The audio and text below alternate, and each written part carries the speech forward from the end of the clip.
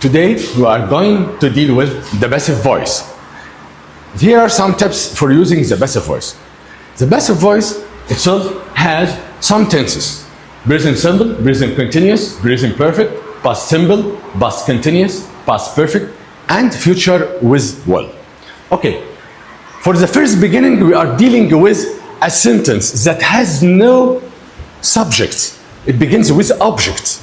Okay, so when we use the present simple, we have to know that for the first thing we can see am, is, are plus past participle, and it's a basic when we use the present simple. Then when we use the present continuous, we have some items: am, is, are, plus being, plus past participle. When we use present perfect, we have or has the plus being plus past participle. These are the tenses for the present. Now we will move to the past with its tenses. Let's begin with past simple. Past simple, when we use it in passive voice, we are dealing with was or were plus past participle.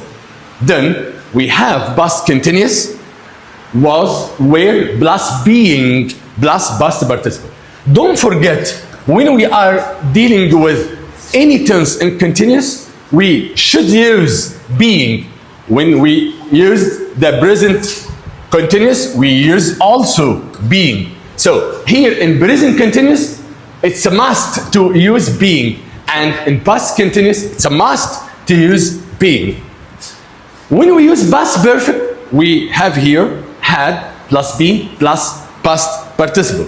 If you notice that being here in past perfect with being here in present perfect are the same. So when we use the tense perfect, whether it's a present or a past, we have to use being here and there. Then we can use the future with will. Will plus be plus past participle. These are the forms for the passive voice. Here we can say that passive voice is not only used in actions, so we are going to deal with them in all its areas. It comes in the exam with choice.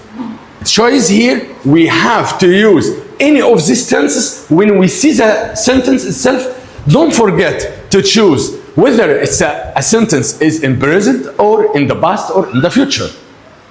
If it was in the present, don't forget to choose whether it's a simple or continuous or perfect. And the same in the past. When you use the past, don't forget every item has its shape or its feature, like simple, continuous, or perfect. So when we are using this grammar, we have to know that it comes in the exam with the symbol of choice. It comes for choice. You can choose one of four sentences which has one of these items. So when you are dealing with the passive voice, you are here dealing with an object. A sentence begins with an object, not begins with a subject. Sometimes we can see a sentence begin with I was invited to the party.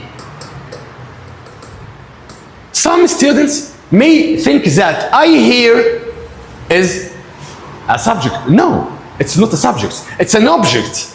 I was invited. It means that someone invited me to the party, then I came to him. So the word here, I, is not here a subject. It's an object.